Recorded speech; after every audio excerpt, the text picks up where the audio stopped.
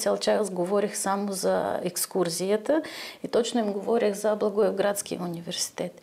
И им казах, да бях млада и на ваши години, щях да избера точно този университет. Защото там има много факултети, има много специалности, които привличат днес нашия младеж и това, че нашите деца, децата на бесарабските българи могат да кандидатстват и могат да учат безплатно. Баща ми, когато дойде на първи курс при мен и видя, че естествено, като всеки студент си има проблеми, нали, и в общежитието и други, но казва, тук трябва да останеш заради въздуха да живееш, заради красотите, заради природата. Наистина красотата на този град, красотата на природата много ме изненада. Това ни дава възможност да бъдем по-българи. В нашите сърца винаги ще бъде топло място за родината ни. Когато решим да бъдем студенти в чужбина, започваме едно ново пътешествие, изпълнено с предизвикателства и вълнения. В чужбината търсим знания, разширяваме границите на своя ум и срещаме нови култури. Едно такова пътешествие отнедавно бяха направили директорите на 52 български средни училища от Украйна и Молдова. Те бяха на 3-дневно посещение в Югозападния университет Неофит Рилски в Благоевград, България. Поканата от директора на Изпълнителната агенция за българите в чужбина Райна Манджукова приеха 13 директори на български лицеи от Молдова. Когато видях поканата, веднага се зарадвах, защото точно в този град още не съм била, а всичко, което е свързано с българското, с прародината, това ме щряка в сърцето и веднага казах, че да, ще бъда участник на този семинар, ще приема поканата. И искам да кажа, че впечатленията са много хубави. Това е малко казано, защото беше организирана освен екскурзията из Благоевградския университет, или по-точно да кажем правилното название, официалното название Югозападния университет Неофит Рилски, град Благоевград. Целта беше да запознаят директорите на лицеите, в които изучават български език, имат випускници с преподаване на роден език като български, с цел да се запознаем с университета, с факултетите на този университет, с тези специалности, които предлага този университет, за да привлекат нашите випускници за кандидатстване точно в този университет. Миналата година те бяха на гости при нас в някои лицеи, представителите на този университет, и сега поканиха нас, директорите, и искам да кажа, че има в техния план да поканят вече другата година, може би през август месец, ученици, заедно с представители от директорите от тези училища или лицеи, за да видят вече и децата. Как изглежда и какви са преимуществата на този университет. Искам да кажа, че наистина останах впечатлена и от базовата и теоретическата база на университета, и техническата база е на много високо ниво. А и самото разположение на университета, това е не голям, много живописен град, който се намира в подножието на планината Пирин, недалече Рила планина. И това са просто възможностите на нашите деца да се запознаят по-близо със своята прародина. Гагаузията представляваха 5 директора на лицея. Те запознаяха с условията, които предлага висшето училище в Благоевград. Аз в този град съм за пръв път, затова не мога да направя сравнение какъв е бил града по-рано и сега, но наистина красотата на този град, красотата на природата много ме изненада. Приятно ме изненада, защото толкова красиво, толкова гостоприимни бяха, нали, стопаните, които ни приемаха там. И семинара беше плодотворен за всички нас. От Гагаузия бяхме от 5 училища, където се води български език. Имаше представители и бяха директори, и имаше и учител от лицей Гайдърши. Ние представихме Гагаузия. То имаше семинар, нали, обучаващ семинар беше по използването на информационните технологии в образователния процес. Посещавахме различните сгради на университета, за да видим възможности, които могат да се възползват нашите деца, ако пожелаят да кандидатстват в този университет. Как предполагате, ще се заинтересуват ли нашите абитуриенти с тези възможности, които представя този университет? Мисля, че да, защото там има много факултети, има много специалности, които привличат днес нашия младеж и това, че нашите децата на бесарабските българи могат да кандидатстват и могат да учат безплатно. Директорите на български училища в Молдова очертават и сериозен проблем, пред който са изправени завършващите ученици, които искат да продължат образованието си в България. Министерството на образованието на България на сайта си обявява колко места има във всеки един университет, колко места дава за кандидатстване на българи от чужбина. Това се прави всичко в 2 класирания. Има първо класиране, основно, когато основната маса на децата подават документи и издържат някои изпити. Това е, например, само по медицина. Те издържат още допълнително изпити. Останалите по конкурса на дипломите. И по първото класиране нашите деца по правилата трябва да прикачат своите документи на най-крайния срок. Това е 7 юли. За съжаление, нашите деца само на 6-7 ще ги получат тези документи. И едва ще могат да ги качат на време. И получава се, че нашите деца просто ще изпуснат първо класиране. А тъй като тези места са за всички българи от чужбина, това са и от Сърбия, от Северна Македония, от Румъния, от България, от други държави, нашите деца просто губят някои специалности, които те може би щяха да изберат в първото класиране и те във второто могат да ни останат тези места. И ще се окаже, че децата нашите от Молдова, от нашето училище не са толкова много. Ние имаме само 20 выпускници, но от тези 20, 2 кандидатстват в България. И просто се притеснявам, че нашите деца ще изгубят местата. Тези, които биха могли да вземат от първо класиране. Точно този въпрос сега, когато бяхме в България, ние го озвучихме. Озвучихме го и на телевизията, и на радиото в Благоевград. По-рано с Асоциация на учителите от Молдова написахме едно писмо в Министерството, също така и в Агенцията на българите от чужбина. За съжаление, получихме писмо като обяснение защо са такива срокови и че няма да се променят. И затова, когато бяхме в Благоевград, издигнахме този въпрос да е в мас-медията, за да може нещо да се промени.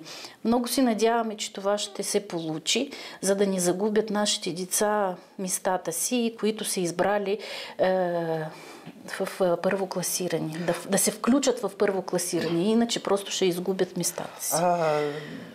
Този негативен опит първи път у нас? Да, получава се, че за пръв път, защото малко в сроковите точно тая година не се включваме.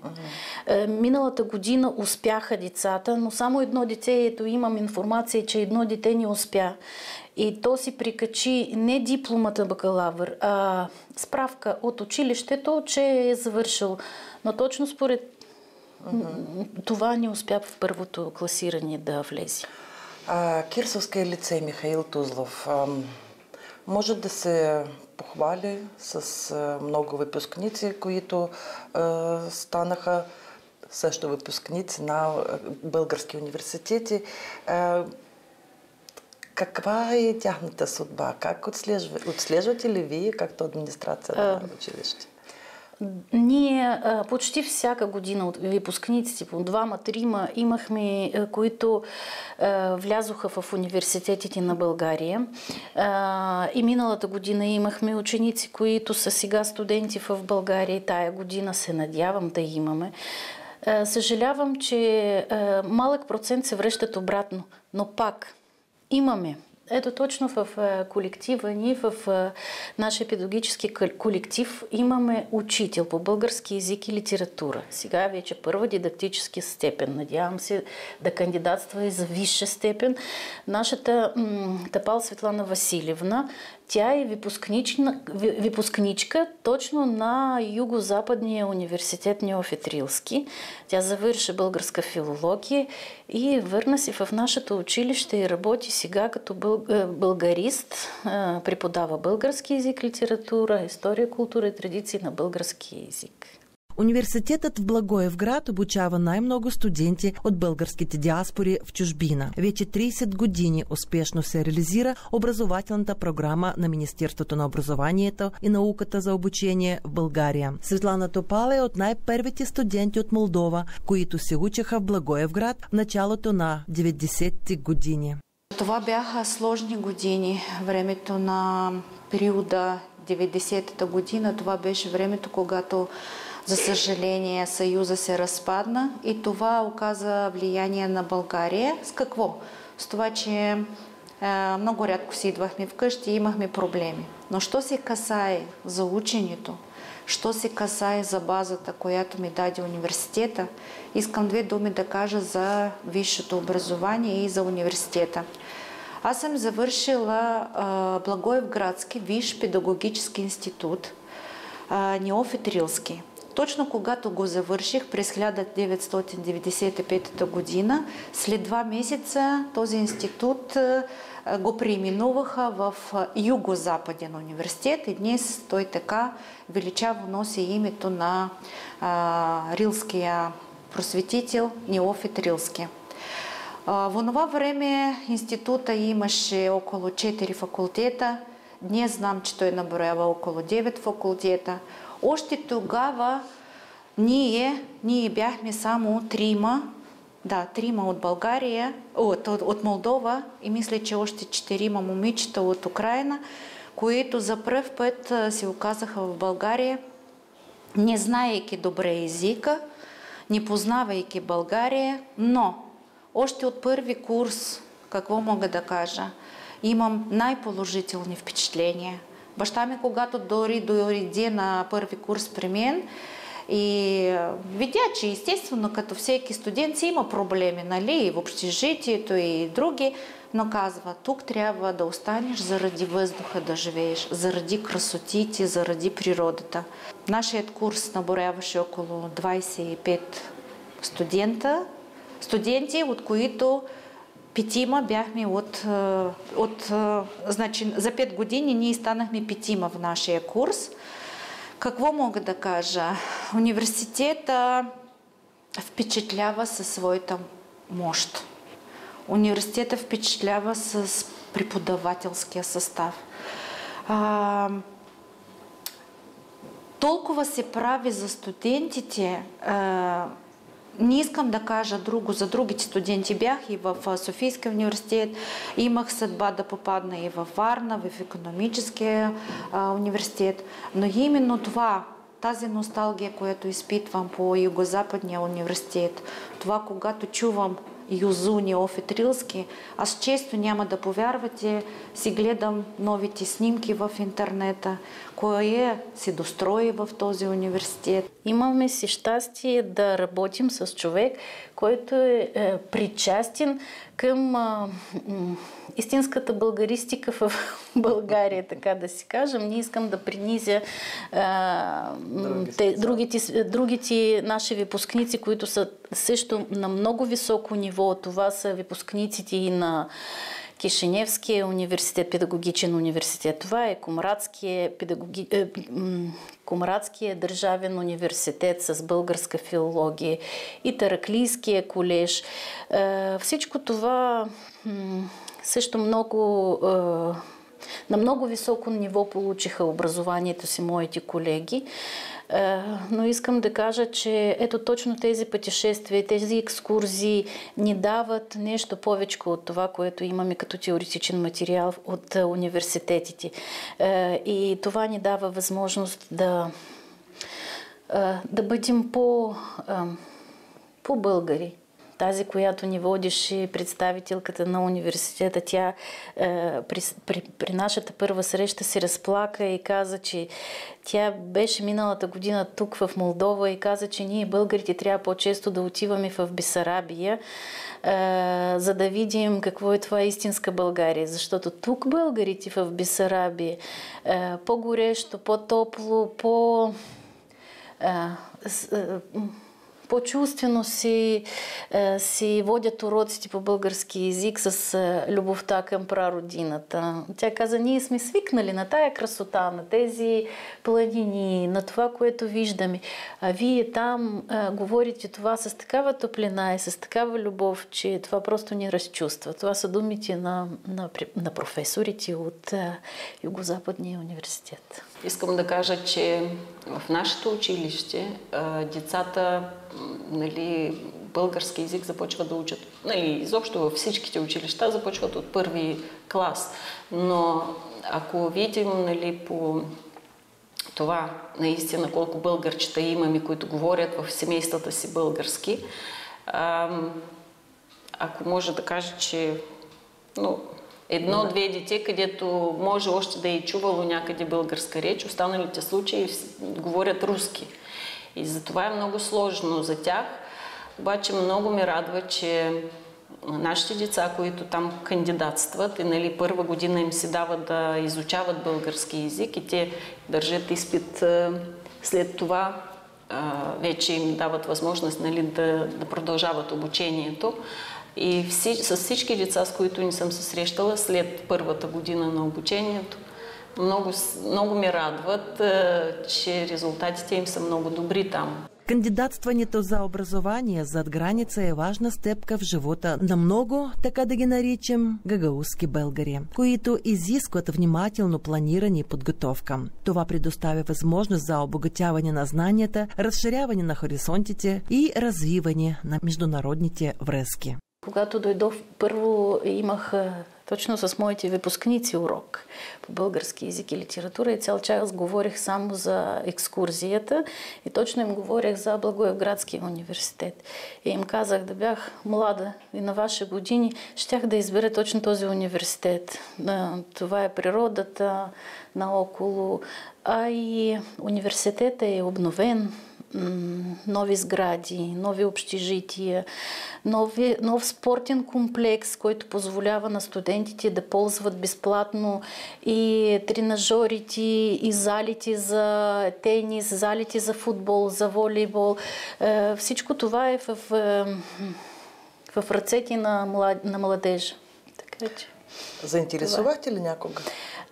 Аз, когато заминавах за България, аз вече знаех, че има един выпускник, който точно този университет слага в приоритет. Имам и един выпускник, който се интересува от история и той е този, който иска да разглежда този университет и специалности от този университет като приоритет. Тоже хочется приоткрыть немножко завесу, узнаем о том, что это все-таки историческое направление, которое ты выбрал, или я ошибаюсь? У меня несколько направлений, поэтому не могу сказать точно. То есть я пока выбираю, может быть, исторический, может быть, еще какой-нибудь. Но университет, который располагается в Болгарии, это точно? Да. Почему именно Болгария? Я считаю, что это, возможно, мой как национальный долг, может быть, поэтому... Но меня, в принципе, интересует просто болгарская культура и язык. Я хочу как бы выучить и знать по-настоящему. Супер. А сега няколко думи кажи, какво е за тебе българско? Какво е за тебе български език, българска култура? Откъде ти го получи? Първо на първо. Първите знания от български език се получих в къща, защото моите родители са българи. Те говорят на български език, те учат на мен култура, традициите, обичаи, може някои ясти да направи и така нататък. В сърцата ни винаги ще бъде място за родната земя, за нейната природа и хора. И когато ще се окажем в нов свят, ще носим себе си част от нашата родина, като се стремим към постигане на своите мечти и същевременно запазваме връзката с миналото и корените си.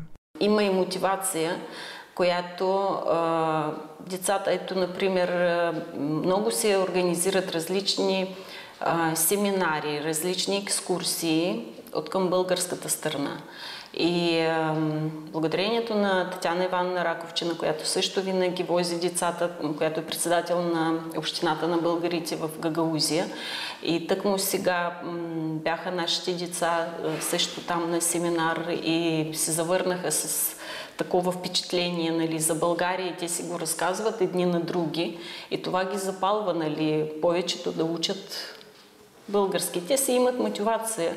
Нашите деца могат да пътуват на различни конкурси. Ето, нали, при нас имаше и имаме все пак, нали, танцов състав български, който също взема участие в различни хореографски конкурси, така да кажем. Танцови, фестивали различни. И това естествено, те пътуват в друга държава, те виждат, нали, други традиции, те се запознават с други деца. И българчета не само от България, а от различни държави.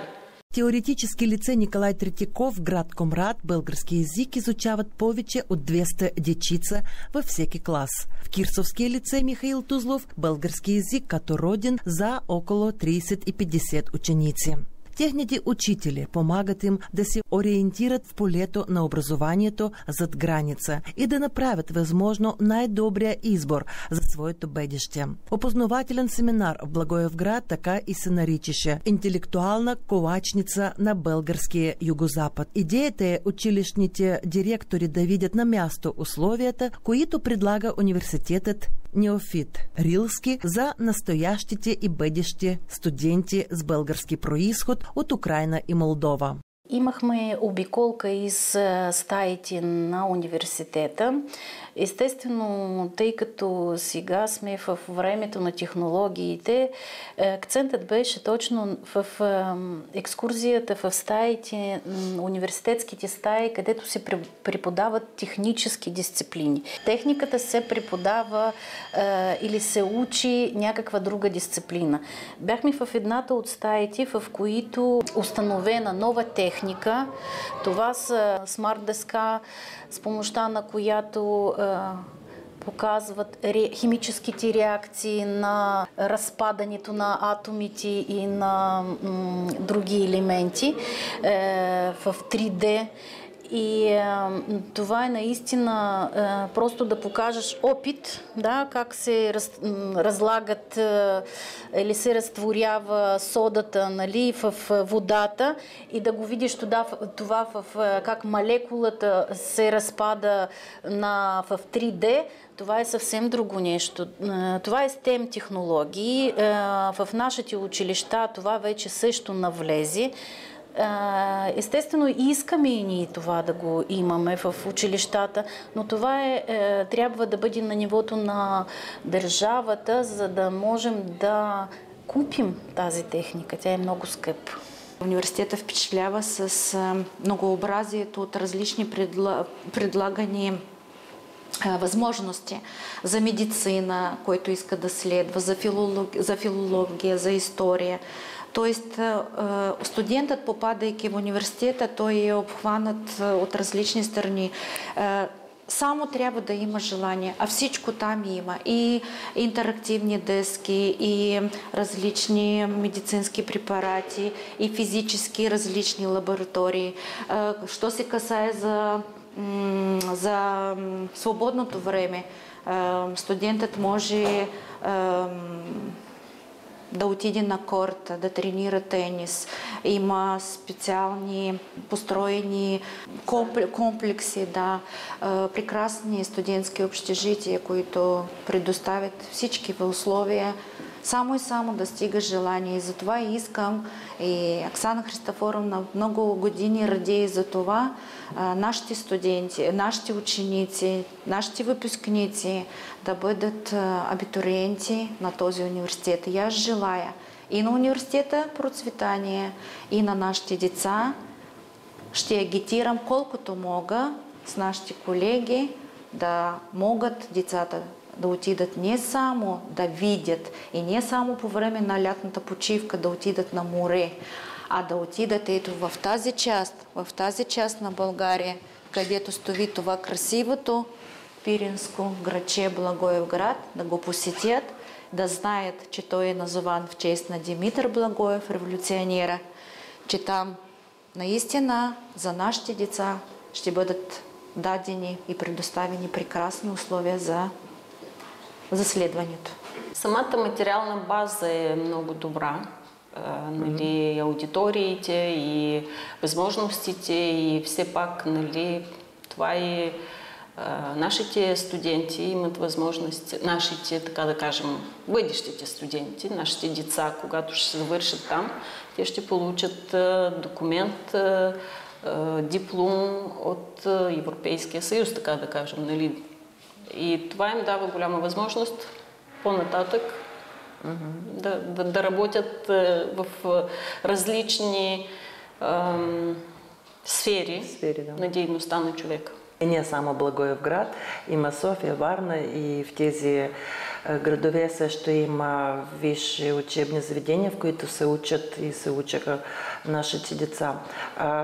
От вашето училище, от вашия лицей има такива? Да, има. Всяка година си имаме деца, които кандидатстват в България.